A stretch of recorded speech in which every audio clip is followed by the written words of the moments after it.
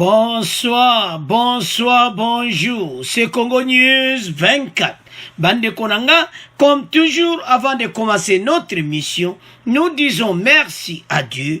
Nous disons merci à nos chers abonnés et téléspectateurs qui nous suivent partout dans le monde entier et en RDC. Bande Konanga, soyez les bienvenus. À la une, et il n'y a pas d'élection en 2023. Recensement confirmé. Bandeko cahier de charge Eza Namaboko à Samalukonde, alors ministre de l'Intérieur à Sengiango dans 10 jours, tout va arranger recensement banda. Alors, Bokoyoka, Bandeko Bexre, que élection et Kozalati. Donc, recensement zo banda et Kozoba 5 ans. Alors, Togo développement ensemble. Deuxième point, chers téléspectateurs, et Yindi, Kalev Mouton en exil. Bande Koboyo ka message à Tindi à partir Yamboka Oyazali. Et Zaya Koyinda, et si Yindi, Mouton à Paratimbango. Alors, l'émission Togo discuter. Aleki Ndengenin. Frontière ni Aleki, alors les assommes confirmés par les avocats Mouton en exil. Alors, Togo développement ensemble. Alors, Bande Konanga et Yindi pas d'élection en 2023. Recensement confirmé. Bande Bokoyoka, réaction yaba Congolais. Bokoyoka, Oyo, question à recensement, ndenge ba question batuni, nande ni fatia répondaki. Bandeko, eza sont mon émission. Oui. En RDC, les élections générales se tiendront-elles comme prévu en 2023? Réponse du président Félix Tshisekedi à Jeune Afrique. Bien malin, c'est lui qui pourra les garantir. Fatia lui yako garantir en autre. Alors, selon ma réaction, ndenge batu ba discuter, beaucoup yoka bandeko nanga. Donc, ils ont moins clairement que l'élection qu'on a dit. Ils n'ont pas si pour la bande de opposition, bah on a besoin de pouvoir. Bah ça on a besoin que salama. Alors, bah réalité toujours vivre. Bande comme appelle c'est ma hypothèse belle. Guerre à l'est. Donc Mboka ils ont la sécurité. Bande ko ba Congolais ba participer à l'émission tant beaucoup yoka boloba mais voilà RDC. Ba Congolais ba zo comprendre maintenant clair basolo. Donc nzela beneza kitoko. Alors, et loko ni le gouvernement sali. Pense que bazo mona baza sûreté. Mais ils ont arrangé une commission. Le gouvernement met sur pied une commission chargée de statuer sur les problématiques du recensement. Pourquoi Basaliam? Pour recensement et banda. Bokolanda. Élection 2023. À qui vous pointez Moussapi? C'est la CENI. Mabunda. Makambo e banda ki avant. Mais bakenaki na ndenga mayuya. Peuple a tombokaki. Malonda baponaki ete. Donc, ce qui place à Malonda, batiaki mutumoko ya bien, mbele lero yo, tout ça garanti, que élection comme ça. Donc, ce qu'on tali bien, makambu nyonso processus nyonso. Donc, président de la République kunazate. Donc, et ça clairement, glissement ou pas glissement, donc fachi kunazate, parce qu'on tali bien. Ce qui n'a l'air mabunda banoma ki mutu a bien à place à Malonda. Mais l'ero makambo tamboli. Mais, retard au nyonso, peuple a réalisé que, en tout cas, eza moi passé. Bande konanga problème à recensement, eza problème au capital la biso nyonso. Depuis 1984 à l'ère de Mobutu, que peuple congolais a zaki recensé. Et puis, bah, chiffre, bah, so perception 80 millions. Et ça faut à chiffre. Tango tanga bien infiltré. Tango tanga donc on comprend que au talika golobi non. Pays ezana mawa. pays en retard. Peuple congolais nomade dans son propre pays, sans la carte d'identité. Alors, le ministre de l'Intérieur, Aselo, a dit décision. Bandeko Bolanda. Commission eza boy. Le ministre du plan, du numérique et celui de l'intérieur, tout autour il y a Samalou Konde Sanganagi. Pas d'une décision était banda. Alors, qu'est-ce qui s'était passé? À l'issue de cette réunion, une commission a été mise en place afin de statuer sur la problématique liée à l'identification de la population avant les élections de 2023. Bakutanaki, Basololi. Alors, d'après le ministre de l'Intérieur, Daniel Aselo, qui a fait le point devant la presse, un cahier de charges sera remis au Premier ministre en dehors 10 jours. Après 10 jours, Masola recensement, déjà, Tokoyeba, jour Ekobanda. Alors, ce que bandi, la EDC superficie nango, et qu'on ça là-bas 5 ans. C'est pour cela que, beaucoup yo kana débat tokotie la bino, peuple a zo monake, est impossible. Est impossible, recensement et salam. Et je m'excuse, est impossible que élection et salam. Il faut recensement d'abord. Donc, bazo monate que élection koko sala. Bokoyo kabango. Donc, recensement zo banda avant élection. Bandeko, tant boyo ka peuple azolo, babo comprendre que peuple azana posa recensement. Azana posa élection wanati. Et puis, peuple tant azolo ba ozo sentir bandeko. Bazana bango kudu bato a IDP so inyo sakriti. Bogoyoka. Est-ce que nandenge mboke zana désordre boy? Makamba insécurité à l'est. Na état de siège. Et c'est l'élection ko sala makuna. Campagne sala makuna na Kivu. Watu risqué. Donc situation dans mon boulot. Alors. Et là on dit bah ça d'abord la commission va coûter. Mais avant de continuer, toyoka débat oyo. Bon to continuer mission na biso.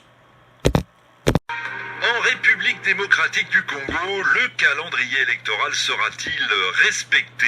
En tout cas, dans un entretien accordé à Jeune Afrique, le président Félix Tshisekedi a répondu « Bien malin celui qui pourra garantir que les élections générales de 2023 se tiendront à la bonne date et de pointer du doigt le retard pris dans la désignation des membres de la Commission électorale nationale indépendante. Ce retard, a-t-il dit, n'a rien à voir avec moi. En tout cas, la réforme de la CENI qui est censée rendre les prochaines élections plus transparentes est en cours. Le projet de loi a été adopté par l'Assemblée nationale et le Sénat. Il doit encore être promulgué par le chef de l'État. Seulement voilà, la nouvelle commission électorale est loin de faire l'unanimité. Vous avez une bonne partie de l'opposition, une partie de la société civile, mais aussi les églises catholiques et protestantes qui dénoncent la mainmise des politiques et qui réclament donc plus de postes pour la société civile. Alors que vous inspire cette polémique autour à lui, surtout le contexte sécuritaire? Il dit au regard de ce qui se passe dans l'est du pays, le calendrier électoral ne sera pas respecté. C'est un point qui revient souvent d'ailleurs dans vos commentaires postés sur Facebook, puisque plusieurs d'entre vous disent avant d'aller aux élections, il va falloir organiser un recensement de la population. Et il ne peut pas y avoir de recensement s'il n'y a pas de sécurité, si la paix n'a pas été restaurée dans l'est du pays. Il y a donc un risque que le mandat soit prolongé, nous dit par exemple Gracia, qui nous écrit de Kisangani. Bonjour Christian. Bonjour Juan Gomez et bonjour à tous les auditeurs de la radio internationale. Vous êtes à Kinshasa. Comment avez-vous réagi en lisant les propos du président Tshisekedi?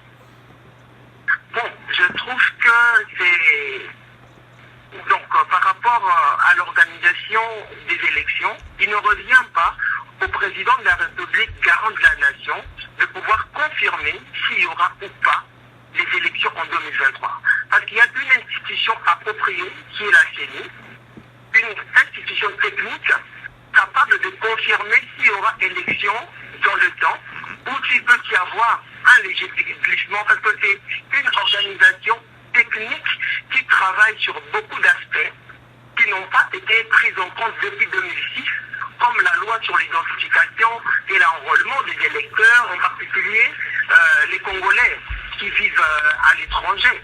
Une loi qui a été promulguée en 2006 qui n'a pas été prise en compte en 2018 après le dialogue. Oui. Et voilà. Bon, tout cela doit être pris en compte, bien évidemment, Christian.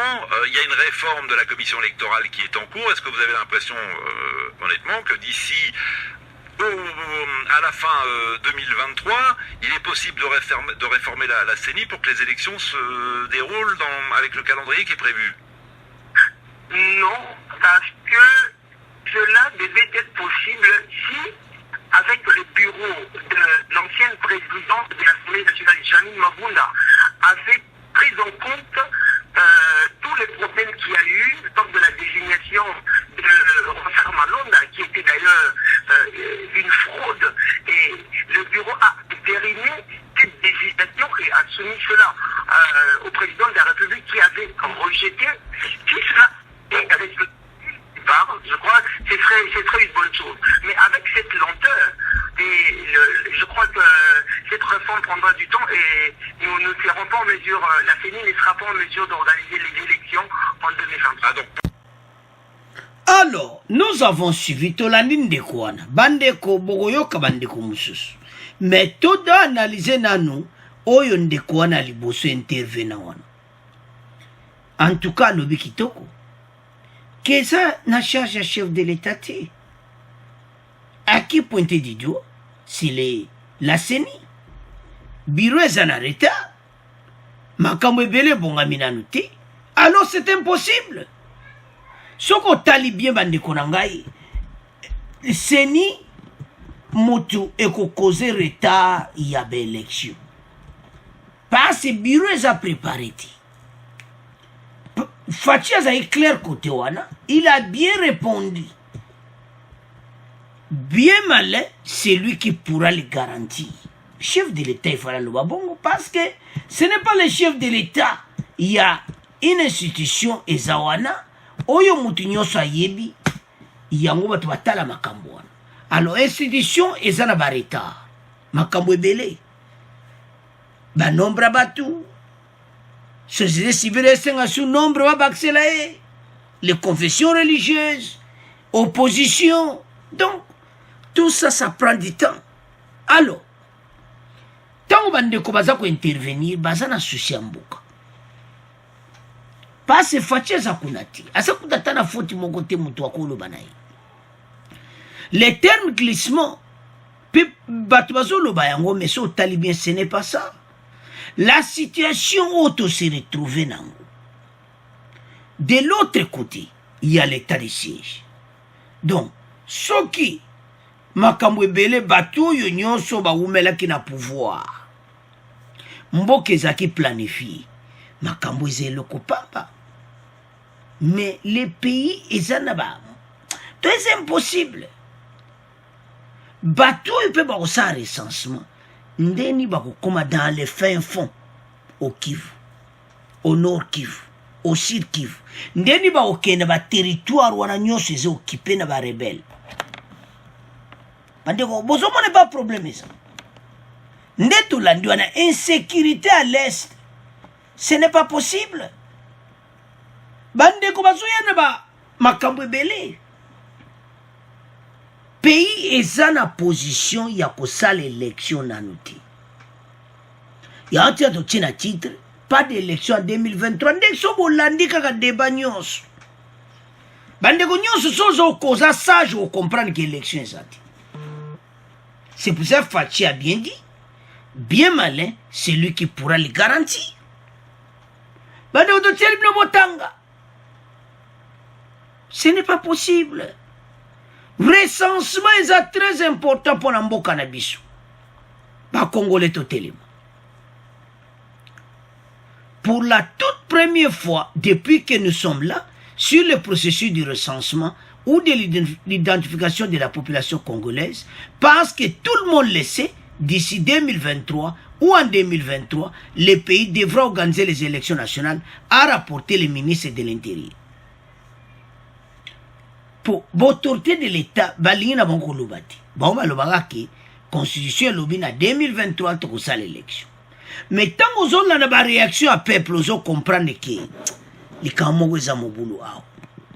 Eza mobulu bande konangai. Parce que pays na biso to wuti na ba désordre moko akusaka na nguti. Et de renchérir c'est pour cette raison, très principalement, que son Excellence, Monsieur le Premier ministre, a bien voulu nous inviter à ce jour pour qu'ensemble, les 4 ministères et les services attachés à ces ministères, de manière à nous permettre aujourd'hui ce que nous devons commencer à faire. Donc, il y a toute une voie à suivre. Et pour cela, cette fin-là, une commission venait d'être mise en place de manière à ce que d'ici 10 jours, un cahier de charges soit soumis à son Excellence, Monsieur le Premier ministre, donc au gouvernement, pour que le pays soit informé sur ce que nous devons faire ici pour les élections. Donc, situation recensement Zobanda. Cahier de charges va passer. Sama Lukonde a remettre cahier de charges et puis Masole Tambouli. Parce que les priorités du gouvernement. Pays et bandeko sans recensement, il n'y a pas de développement. Tout le monde a une émission qui, mais les lots, commission salami, sama le konde basangani, balobi, était commission oyo, bazo banda, ko arranger makambo ya recensement. Le cahier de charges, et ça n'a pas beaucoup à sama le konde. Alors, avant de continuer l'émission, toyo ka le susundeko oyo, sur élection et recensement. Pour vous comprendre que c'est difficile l'élection comme ça. Un report notamment de l'élection présidentielle. Joël, bonjour. Bonjour Juan. À Kinshasa, dans la capitale congolaise, quand vous entendez Christian qui dit forcément les élections seront reportées, vous partagez cet avis ou au contraire vous êtes vent debout à l'idée que ce scénario se réalise? Bon, je crois que le président de la République, dans ses propos, il a été très réaliste parce que la responsabilité est partagée, notamment entre lui qui doit maintenant, là, après que la loi ait été déclarée conforme à la Constitution par la Cour constitutionnelle, donc il lui revient de promulguer cette loi portant organisation et fonctionnement de la CENI.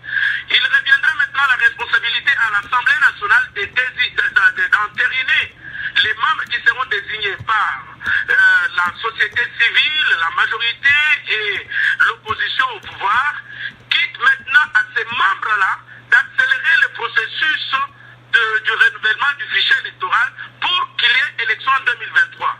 Mais si, jusqu'à cet instant, ce processus n'est pas encore obtenu, je pense que la responsabilité est partagée. Que les gens disent que le président prépare l'opinion à un glissement, alors que depuis Mapunda, si déjà la réforme de la loi électorale, le renouvellement, le rapport de la CENI avait été opéré, on serait à mesure, par exemple, pendant cette période ici, déjà dans le processus du renouvellement du fichier électoral, parce que vous savez que dans notre pays, le dernier recensement a été effectué en 1984. Oui. C'était sous Mobutu. C'était à l'époque de Mobutu, le dernier recensement de la population. Donc vous faites partie de ceux qui disent aujourd'hui il faut un nouveau recensement avant d'aller aux élections. Parce que cela permettra que les élections soient organisées d'une manière facile, sans problème, parce qu'on va tout simplement recourir, lorsqu'il faudra faire appel au fichier électoral, à l'état civil pour prélever les gens qui sont en mesure d'élire et d'être élus. Mais aujourd'hui, si on doit renouveler le cycle, si on doit renouveler le fichier électoral, tout le cycle de 5 ans, c'est ce qui fait que les élections soient repoussées.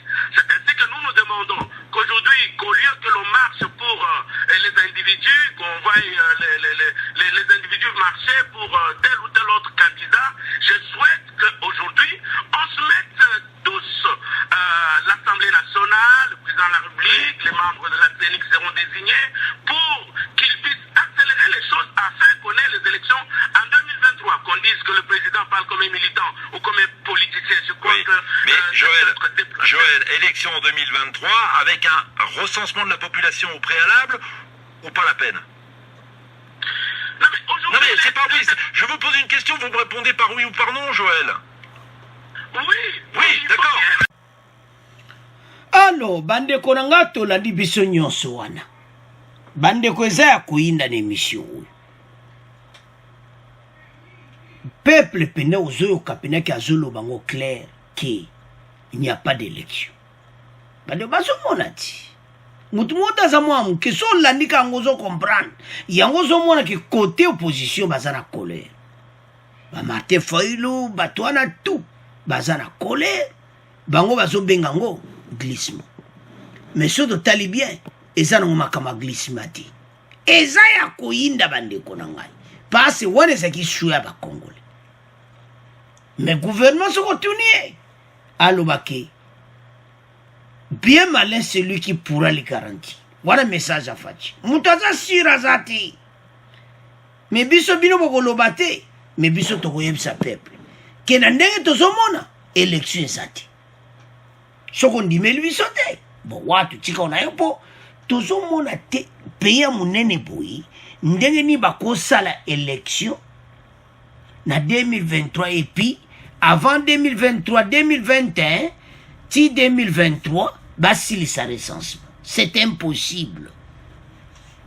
Élection banda 84 salamati. Et c'est somme. Alors, bande gonanga, ceux qui doivent la situation oyo, Congolais nyon se fait saler passer. Notre beau pays. Tozo kende wapi. Bande ko, ministre de l'Intérieur basanga ki les 4 ministres, ministre du plan, ministre ya numérique, bango tout basolo laki na ministre de l'Intérieur. Il fallait qu'on soit ensemble les 4 ministres, bna Sama Lukonde, alors ba remettre Sama Lukonde, ba dans 10 jours, Sama Lukonde a un cahier de charge, makamunyo se tambol. Parce que quand son Sama Lukonde a signé un carnet de charge, recensement bandi. Alors, le colon recensement a confirmé. Sikoyo. Bonjour, mon attaque qui vraiment temps. Ça va prendre beaucoup de temps. Pas se faire à l'informatique. Peut-être vous connaissez, peut-être vous ne connaissez pas. Makamunyon so basi basomba, bas serveur. Biloko terminé déjà zakuna. Et loko so zangaka. Départ. Makamwe banda. Alors, assez le ministre de l'Intérieur a joué les devants. Daniel Asselo a fait le point devant la presse. Un cahier de charges sera soumis au Premier ministre en disant 10 jours. Tant que ministre de l'Intérieur, il y a dirigé Makambo. Il y a Makambo Bele Bandekobaloba que pourquoi pas d'élection au you, ba personne ministre de l'Intérieur. Makaba Seni au you. Ba modèle on est évité sur ba et akil be sodo na zo ebati. Et ça n'a poto. Mais il fallait qu'on utilise le ministre de l'Intérieur va diriger ma cambo élection. Comme dans des pays développés. Ma kamba seni oyo na confession religieuse ezo kotsa mubulu. Et comme il ma kamba corruption ma kamba belé na kati. Alors, ce qui est au temps d'avenir, le gouvernement y a sacré pour changer ma cambo. Et l'élection est dirigée par le ministre de l'Intérieur. Et c'est tout. Parce que tout le monde to banda 2006, 2011, ils ont des zones. Alors, il y a un autre peuple à moniqueter. Toujours qui n'est wapi. Ndeto landiwana, peuple à tombol mongongo, alobi biso, to lingi, recensement d'abord. Alors, bande konanga c'est confirmé, recensement zo bande après 10 jours, ceux qui ont sama le compte à signer cahier de charge, masole bandi. Et zaya ko yinda, et si yindi. Tout ce qui est premier point d'abino, tout le monde qui a deuxième point. Alors, bande konanga, tout comme il a point d'abino à Kalev Mouton en exil. boyoka message na ye apesi à partir ya mboka oyo azali. Bandeko tozali koloba awa ete baavoka oyo bayebi place Mutonda azali ntan bamoni pena akati pena frontière baye koloba siko ke aza na pays africain me bazolinga opesa mboka ti me koyeba na kala te bamosusu deja bazobwaka te bazoloba te ke Tanzanie ekozala pe bazopesa batusa me lokola to wana confirmation te biso olobaka oyo bakomi. Bandeko bamuton bakomi lelo barefugie omo mokili ndenge echangeaka muton ake kobwaka ngunda ler wana bakongole tozokima muton boki kobwaka ngunda na poto siko muton azokima bakongole ake kosenga ngunda wapi na Afrique parce que ye mwa Europe ezati badane mabete mweba mwa Europe ezati bazana ba problème sérieux so akomeka ke Europe ka bwaza jera prison ba dossier tonda bazana embargo akoya pays européen te bandeko les intouchables bakonko kima mon makambo ndenge change tebisa bino ke RDC afachi makambo ebele ko changer.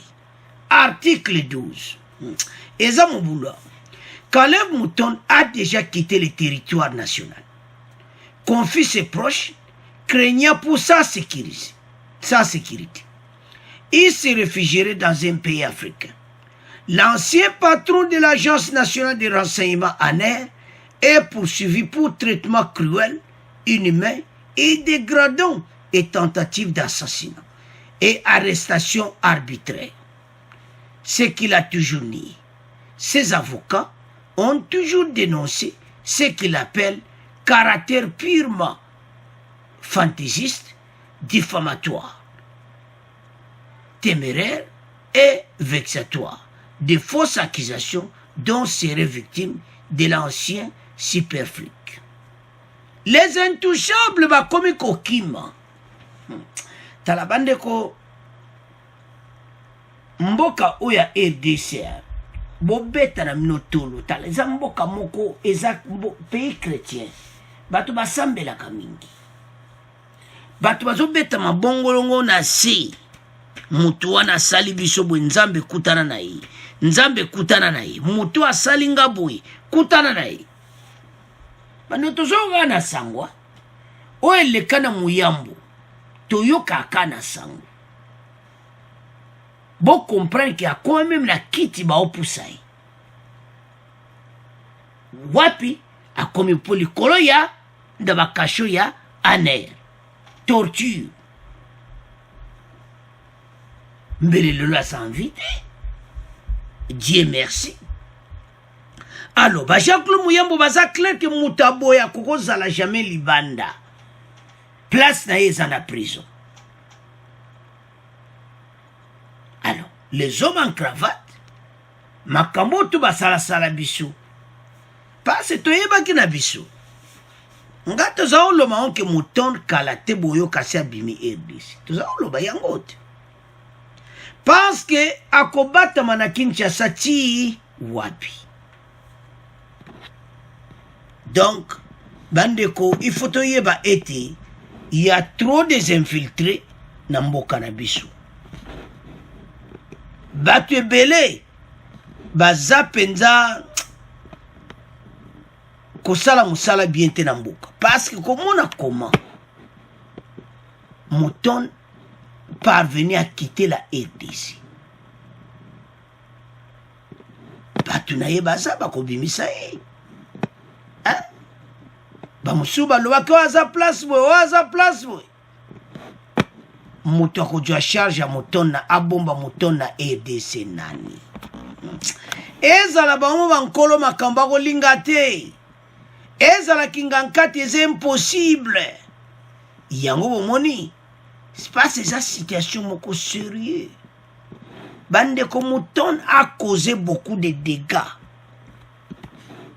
badego ya sali c'est impossible que avoir dans la République démocratique du Congo yango adjaki nzela yexi.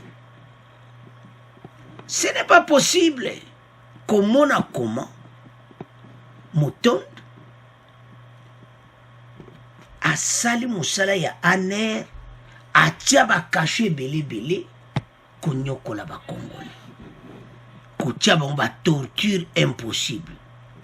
Umoni sikoyo. Moton mokili echangeaka. Congolais wana zo torturer lelo azana kati Europe. Akimi ba torture na bino. Lelo bazana ba pays européen. Et comme tourne yo. Mais yo moya pays européen ezati. En exil en Afrique. Atindi message ne. Kala tete otanga message. C'est otali message en pays. Ils ont salangana mawa bandeko. Donc message mo so to tcheli bino wana botanga yango. Lelo ya komo banga vinayi. Non, bateau yo. Et ça passe. Alors, moi, je vais lire les messages avant de continuer dans les détails.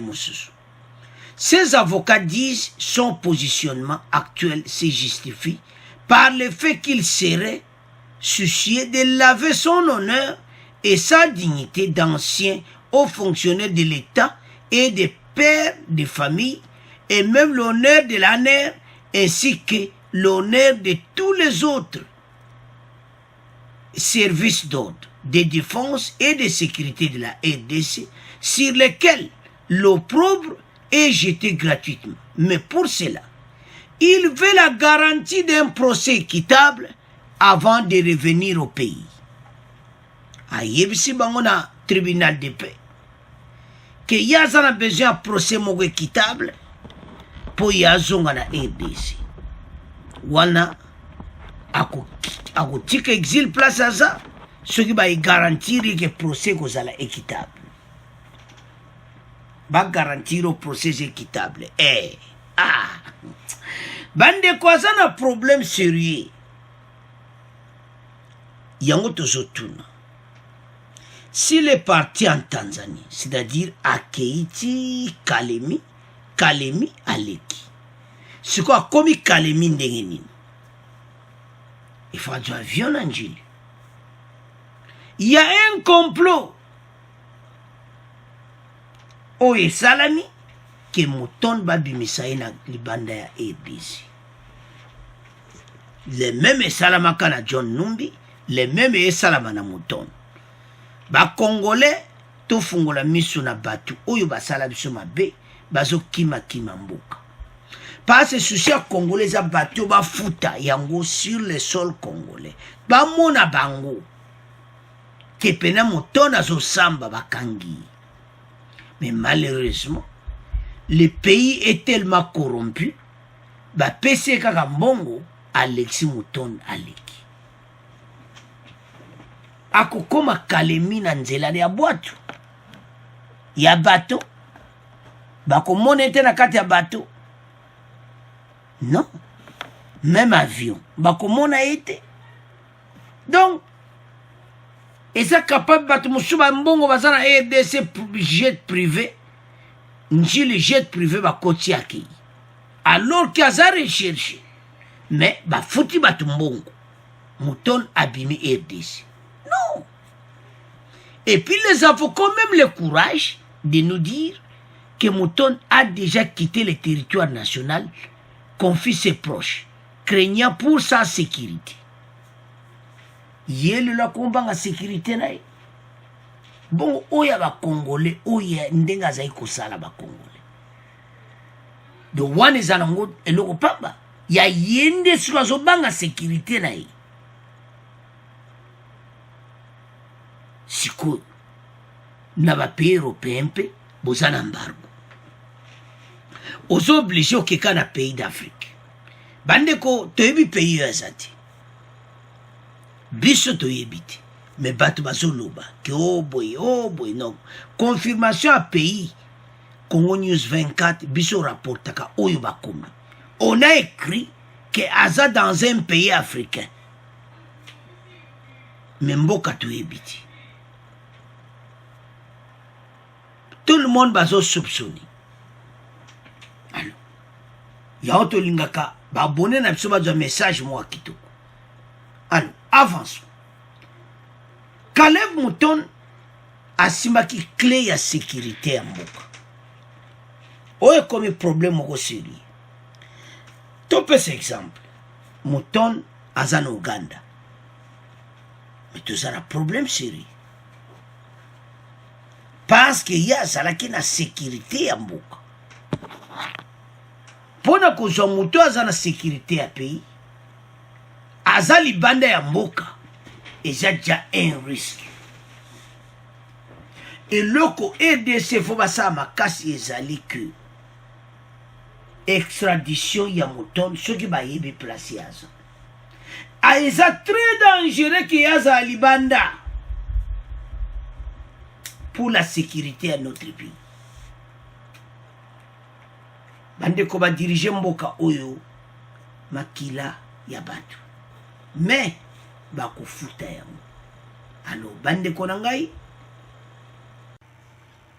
to komi ko clôturer na point ya Mouton oyo to salango mwa régime. Mouton azalaki chef ane alors bande ko nanga aza recherche. Sikoyo bayeba pays aza bazongisa ye na mboka. Alors, c'est à ce point que comment clôturer mission na biso bo abonner massivement. Au revoir, à la prochaine.